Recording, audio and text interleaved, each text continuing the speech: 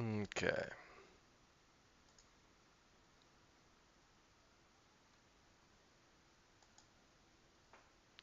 Read now.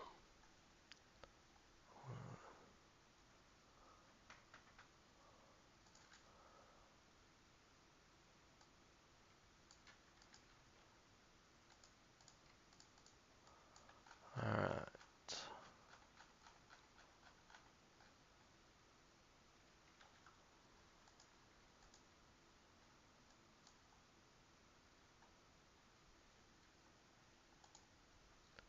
Welcome to the 82nd Henry George Daily Devotional. We continue talking about uh, private property and land as it has been in the United States of America over time. George writes, some 12 or 15 years ago, which would have been, wait, did we read this last time? I remember making a big deal out of the 12 or 15. Uh-oh. Did we finish this? Latifundia. Yes. Uh, we did finish this. Okay. So we are actually here in book 8. Wow, we've finished 7 books within the book Progress and Poverty. Book 8, Application of the Remedy. Chapter 1, Private Property and Land, Inconsistent with the Best Use of Land. Yes, efficiency argument. Chapter 2 will be how equal rights to the land may be asserted and secured. Chapter 3, the proposition tried by the canons of taxation. Chapter 4, endorsements with an I and objections. I have heard that that it is sort of recommended that people start when they read Progress and Poverty, I think with book 7, um, and read book 7, 8, and is it 9? I don't know. And then go back to the beginning, basically starting with his proposed solution. But and then if you not exactly his proposed solution. I mean, you start with if you start with book 7, that's the justice of the remedy, application of the remedy, and then you're like, I want to understand the theoretical basis for this. I don't know. We didn't do that. We're going to continue here. George has a quotation here from E.R. Taylor. Who is E.R. Taylor? E.R. Taylor Elementary School. Clearly, that's what they're famous for. Well, Google didn't. Who is he? Who is Edward R. Edward R. Was it Taylor or Teller? Taylor. English artist and educator. Oh, all right. Why hesitate, ye are full bearded men, with God implanted will and courage, if ye but dare show it. Never yet was will, but found some way or means to work it out. Nor e'er did fortune frown on him who dared. Shall we in presence of this grievous wrong, in this supremest moment of all time, stand trembling, cowering, when with one bold stroke those groaning millions might be ever free? And that one stroke so just, so greatly good, so level with the happiness of man, that all the angels will applaud the deed. Why hesitate? Ye are full bearded men, with God implanted will and courage, if ye dare but show it. Never yet was will, but found some way or means to work it out, nor e'er did fortune frown on him who dared. Shall we in presence of this grievous wrong, in this supremest moment of all time, stand trembling, cowering, when with one bold stroke these groaning millions might be ever free, and that one stroke so just, so greatly good, so level with the happiness of man, that all the angels will applaud the deed. E.R. Taylor. Chapter 1 of Book 8.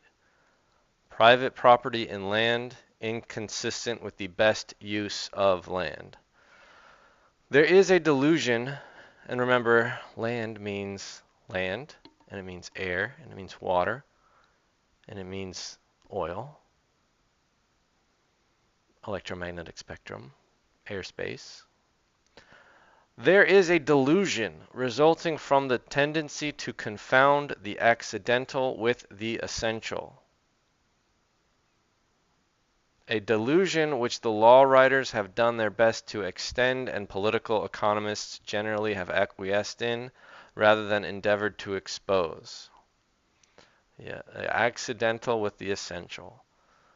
It is a little unsatisfying to me, and I don't quite buy it, that, oh, it was just an accident that we treat land as though it were capital, and that it's an accident that we let people just claim land. I tend to think that actually private property and land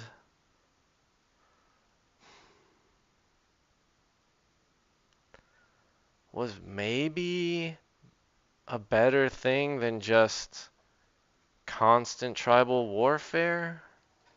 Maybe not though. I don't know. I don't think you just needed like I don't know, you needed agriculture. But anyway, and the other comment I had already, law writers have done their best to extend, political economists agree. Um, Tax code size compared to invention of word processing. Damn it. Um, I recently saw some graph that was like size of the tax code, word processing invented. This was when word processing invented.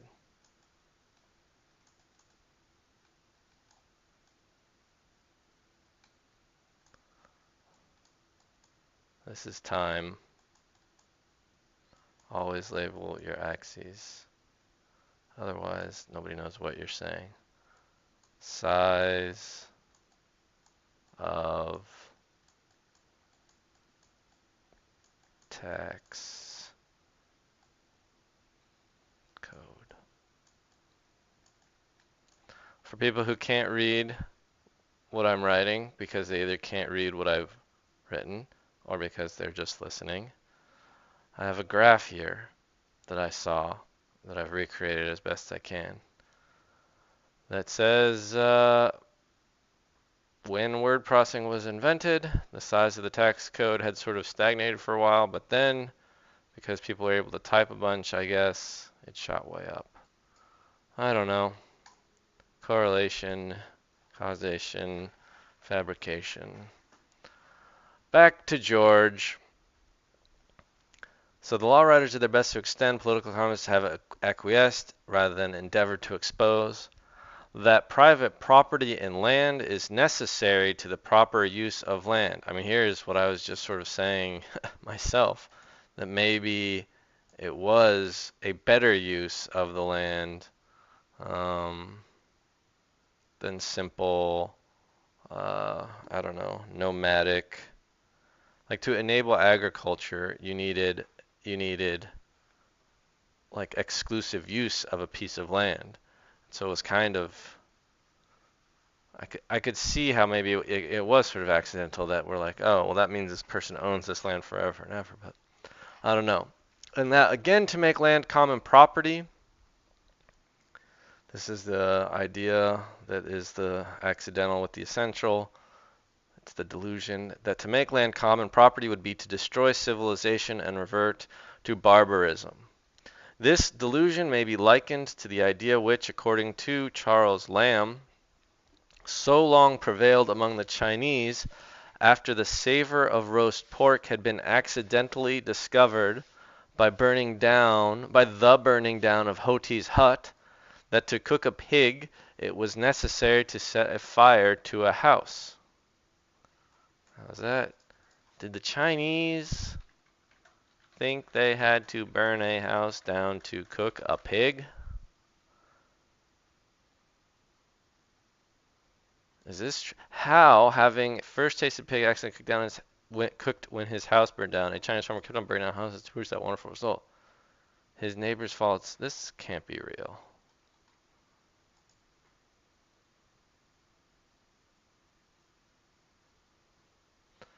Cap was burning the house. There was a pig.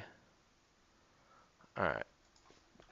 Charles Lamb burning pig Chinese. Is the whole point is this is just a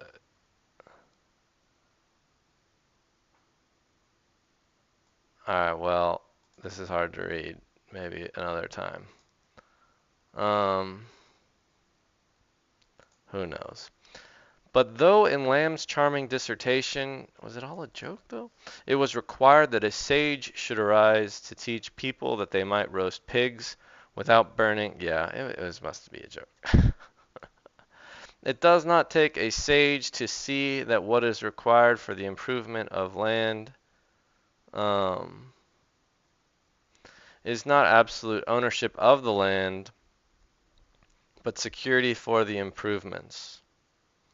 Yeah, if you're gonna do agriculture and you're gonna you know, set out your seed or plant your seed and then try to harvest it, you need security for the improvements. You've made the improvement of planting crops.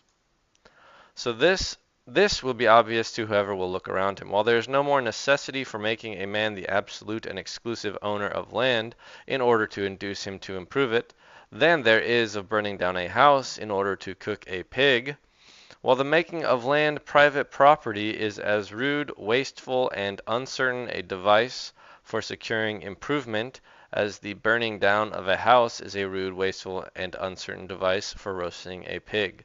We have not the excuse for persisting in the one that Lamb's Chinamen had for persisting in the other. Until the sage arose who invented the rude gridiron, which, according to Lamb, preceded the spit and oven, no one had known or heard of a pig being roasted except by a house being burned. But among us nothing is more common than for land to be improved by those who do not own it. The greater part of the land of Great Britain is cultivated by tenants. The greater part of the buildings of London are built upon leased ground, and even in the United States the same system prevails everywhere to a greater or less extent. Thus it is a common matter for use to be separated from ownership.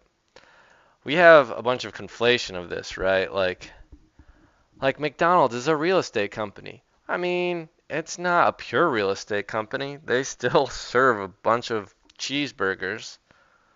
And all the other chains are that weird mixture. I don't know much about that world, but I know it's something like, hey, if you can find some sort of mass appeal kind of business that you can use as a vessel to scale up a real estate company, it like they work together in harmony. Although I think a lot of franchises also are just renting. So it's a weird combination. It's similar to like we have all these landlords in the US who also provide property management services. They manage repairs and upkeep for a whole bunch of people. And that's definitely a service separate than simply possessing legally the land space. So anyway, but I would say that it is true that we do have the separation. It's just not all the time. Would not all this land be cultivated and improved just as well if the rent went to the state or municipality as now when it goes to private individuals? If no private ownership in land were acknowledged, but all land were held in this way, the occupier or user paying rent to the state, would not land be used and improved as well and as securely as now? There can be but one answer. Of course it would. Then would the resumption of land as common property in no wise interfere with the proper use and improvement of land. Yeah, sometimes when I'm talking about Georgism with people and they hear about an extra land tax, they don't want to pay another tax.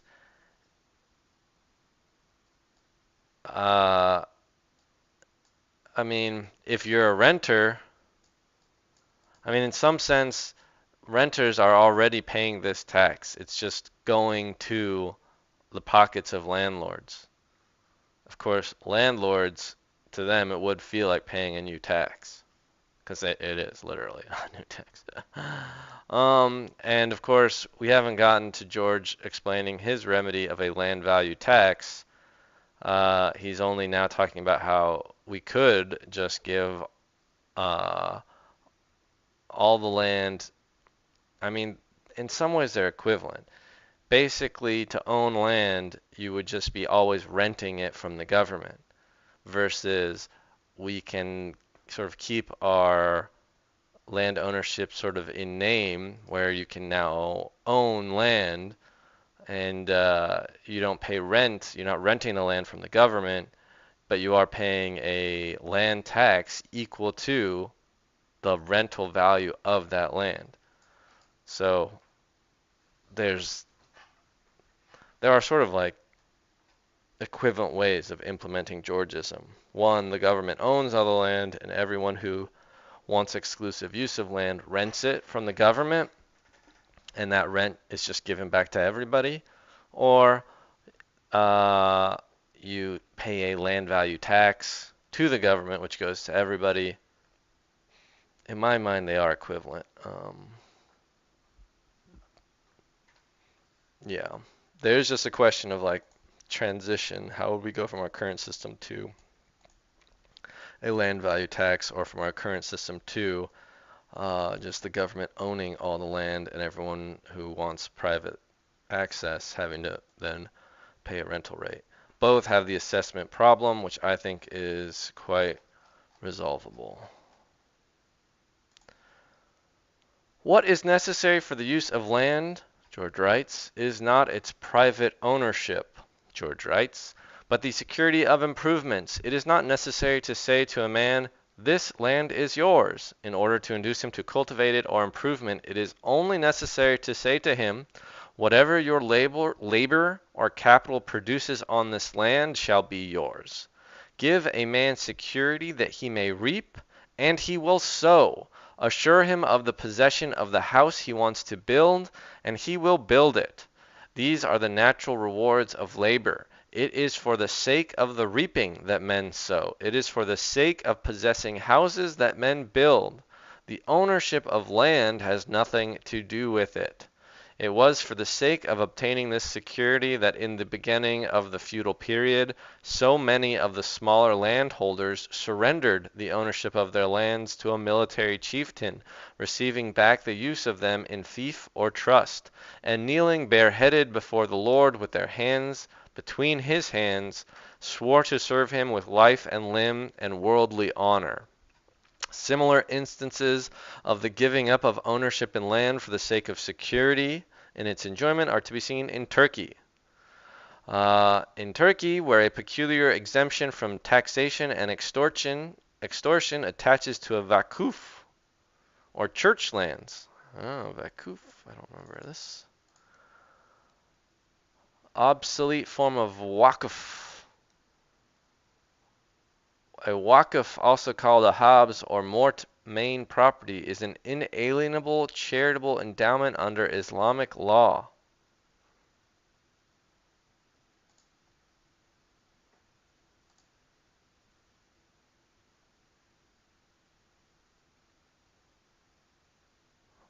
Land endowment, huh? And where it is a common thing for a landowner to sell his land to a mosque for a nominal price, with the understanding that he may remain as tenant upon it at a fixed rent. It is not the magic of property, as Arthur Young said, that has turned Flemish sands into fruitful fields. It is the magic of security to labor. This can be secured in other ways than making land private property, just as the heat necessary to roast a pig can be secured in other ways than by burning down houses. Yeah, the burning a house to roast a pig is getting a lot of use here, this example. The mere pledge of an Irish landlord that for 20 years he would not claim and rent any share in their cultivation induced Irish peasants to turn a barren mountain into gardens. On the mere security of a fixed ground rent for a term of years, the most costly buildings of such cities as London and New York are erected on leased ground. If we give improvers such security, we may safely abolish private property in land. Yeah, I kind of want to learn about early Roman Empire development. I don't know much about that. And I don't really know about the early development of London and New York either. The complete recognition of common rights to land need in no way interfere with the complete recognition of individual right to improvements or produce. I have to also say that I hardly ever comment on this. So much of the time when I'm reading this, I think about Valheim or Minecraft and these video games where nobody, even when you're playing them like cooperatively on a server or in a world, uh, as long like everybody just wants, the reward of their labor, and sort of acknowledges that like, oh, if you built a thing, you get that thing. But nobody is like just inherently like, oh, what I really want is just to own the land. The only reason you would do that is if you were able to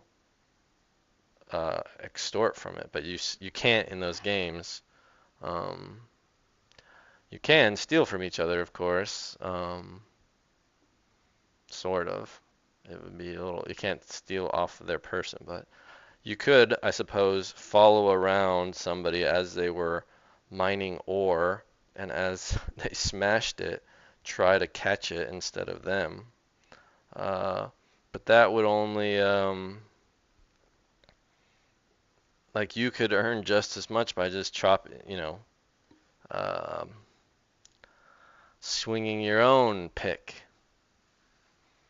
It's like thievery at best could make you as much as one other person produces. Although, I guess you could wait till they stash it all up and then try to go grab it all. Anyway, that is thievery. Just like land ownership and rent seeking is thievery. Um, to complete The complete recognition of common rights to land need in no way interfere with the complete recognition of individual right to improvements or produce. Two men may own a ship without sawing her in half. The ownership of a railway may be divided into 100,000 shares, and yet trains be run with as much system and precision as if there were but a single owner. In London, joint stock companies have been formed to hold and manage real estate. Everything could go on as now, and yet the common right to land be fully recognized by appropriating rent to the common benefit.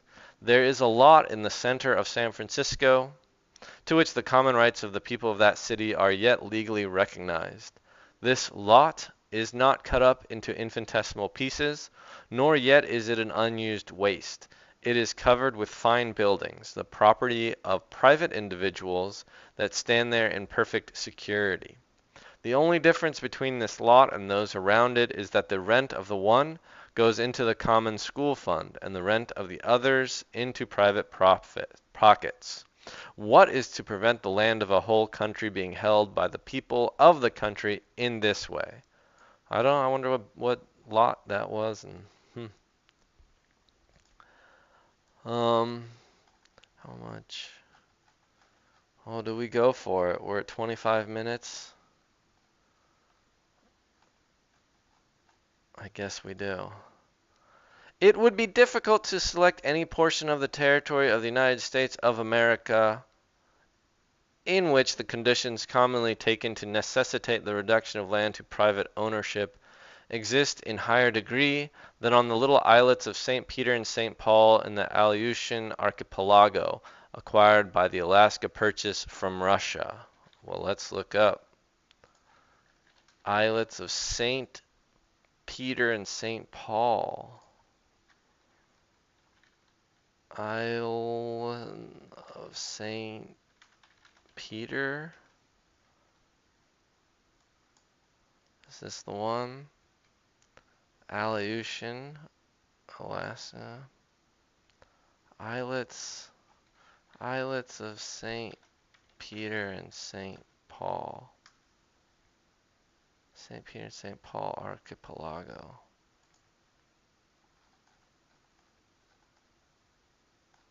Where is it? Open in maps. What the hell? What kind of maps is this?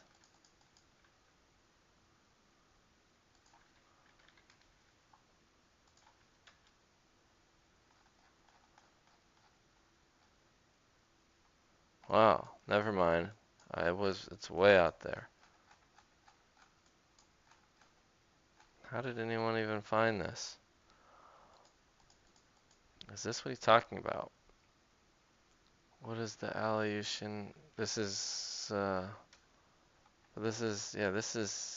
Alaska.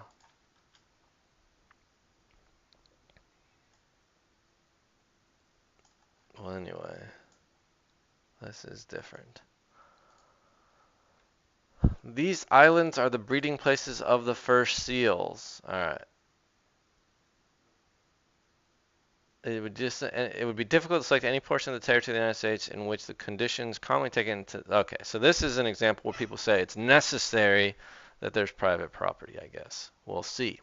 These islands are the breeding places of the first seal, an animal so timid and wary that the slightest fright causes it to abandon its accustomed resort never to return.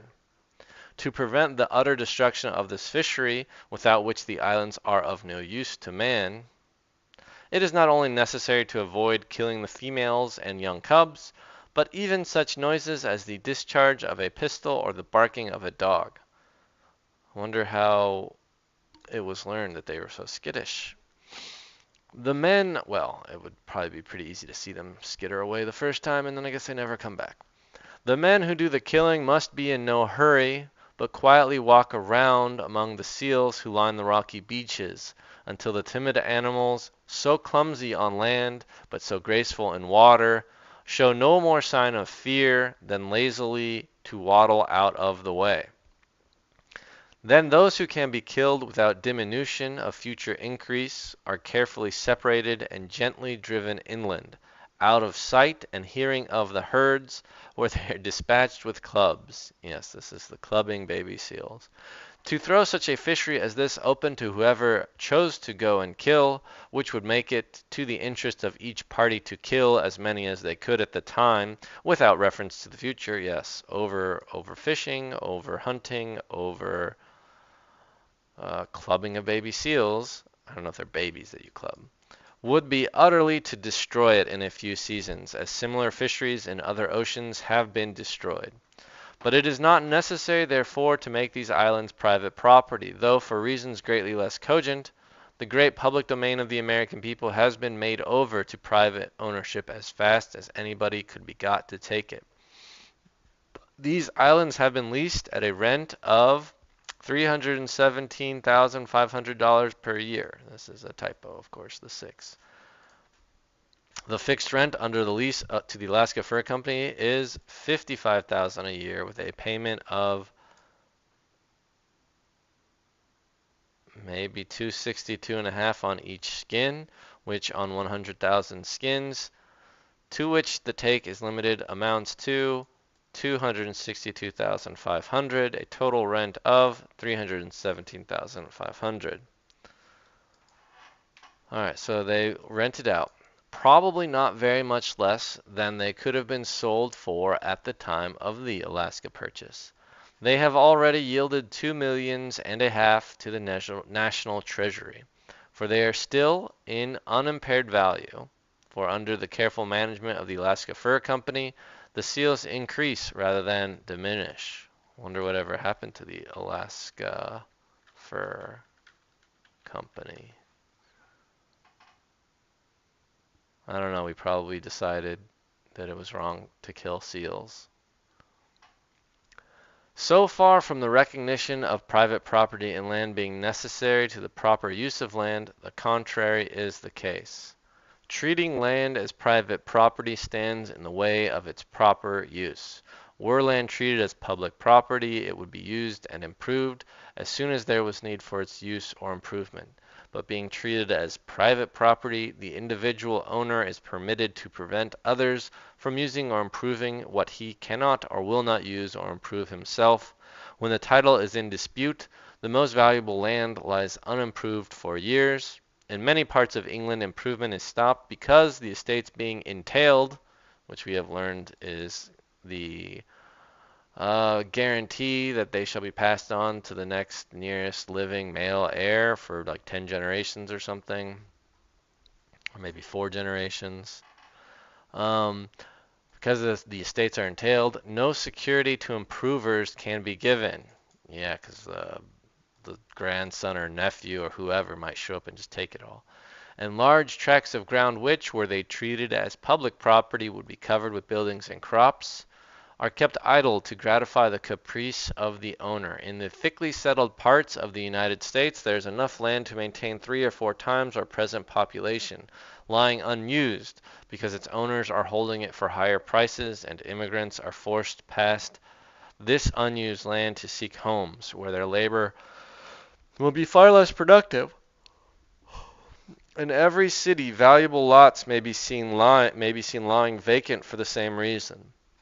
If the best use of land be the test, then private property in land is condemned, as it is condemned by every other consideration. It is as wasteful and uncertain a mode of securing the proper use of land as the burning down of houses is of roasting pigs. See you next time. Like, subscribe, share. See ya. I'm also going to stop streaming.